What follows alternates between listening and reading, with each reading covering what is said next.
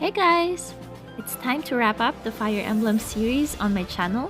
So today, let me show you how I made the third leader from Fire Emblem Three Houses, the one and only Claude, leader of the Golden Deer House. I already made his body beforehand, which is similar to how I make all my other chibi's bodies.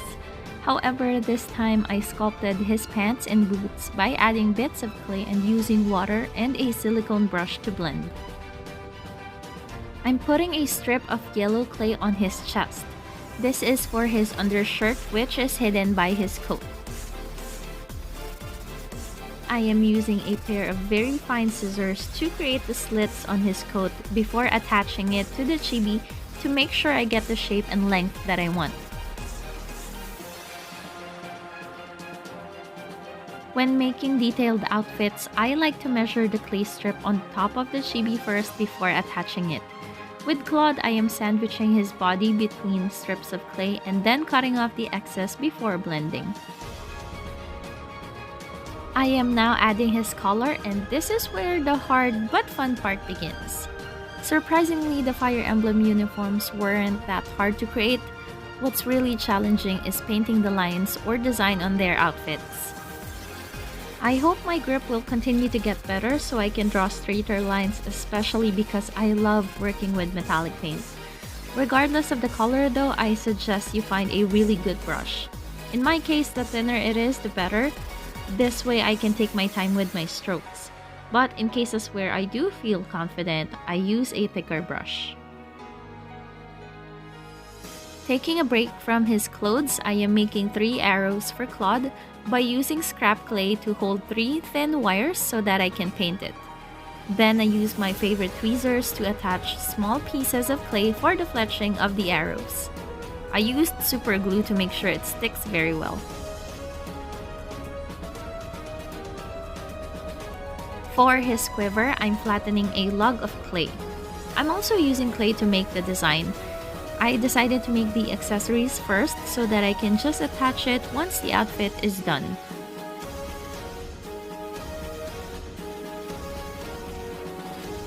It's so satisfying to put these arrows in the quiver. I'm being extremely careful though. I don't want to squish the clay. Ideally, I would let it cure for a little bit, but I always get too excited with props like this. Sorry for being repetitive, but look at how metallic paint really just transforms clay accessories and props. Time for the bow! I'm covering a piece of wire that I already shaped with a sheet of clay. Since I'm working with air-dry clay, I always make sure to use stainless or aluminum wire so that it doesn't rust. If you're new to my channel, one tip I like to share is that I sometimes dry my clay pieces on top of silica sand. This helps dry the pieces faster so that I can continue working with it. Like with this bow, I have to attach 2 rectangular pieces to it, so I need the base or structure to be solid. As always, I sculpt more details using water and whatever tool is closest to me. That would be my metal rod, water brush, silicone brush, or even my fingers. Time to transform the bow with paint.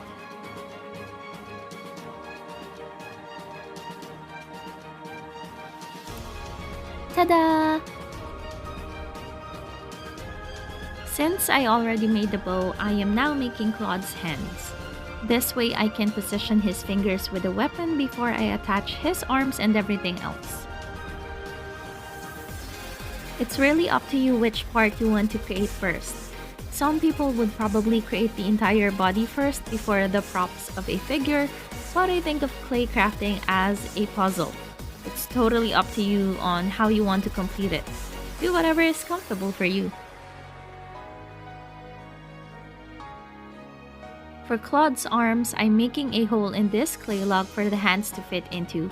Then I proceed to shape or pose it.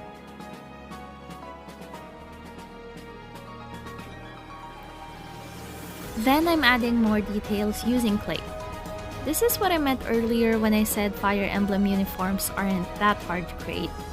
It's time consuming because of all the small details for sure, but doable even for beginners. You just have to do it step by step.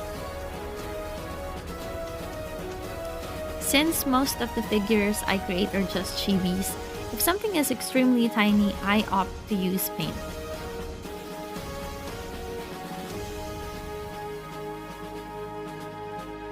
Off camera, I already made Claude's left arm since it's just straight and holding the bow. But of course, I'm making sure to add the string first. I couldn't find my nylon string, so I just used clay.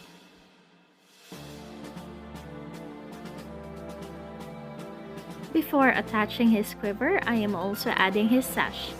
We don't want a floating accessory now, do we?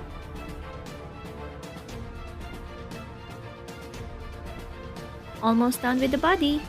I am just attaching every house leader's signature piece, their cape. To make clay look flowy like real fabric, it's best to make the sheet as thin as possible. I'm quickly adding his badge and we can now move on to his hair.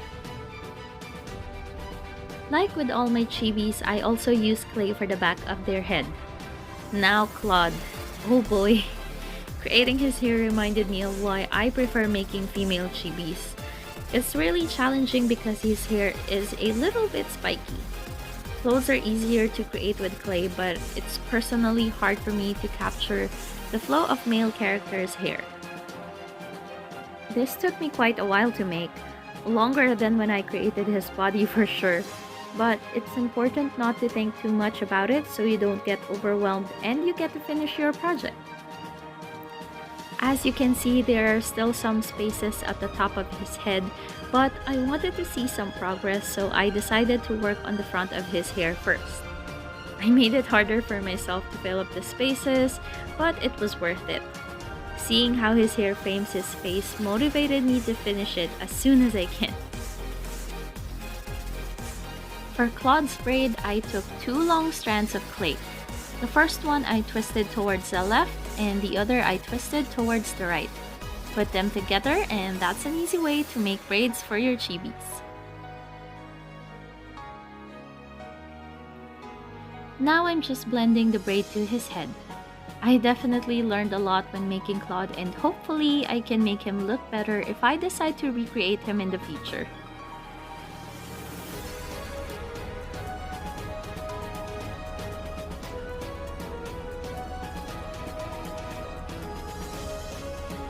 Creepy shot if you pause here. Anyway, we're 98% done. For the finishing touches, I use gold paint for the bead on the tip of his braid. I'm also putting a little bit of orange blush just to give him a bit more color and life. Finally, as the cherry on top, I added his earring. That's it for this video. I hope you liked it, and if you did, please consider subscribing. You can also check out how I did Claude's fellow leaders. Be sure to hit the bell for notifications and let me know if you have any questions in the comments. I always read and try to respond on all social media platforms. Thank you so much and see you in the next video!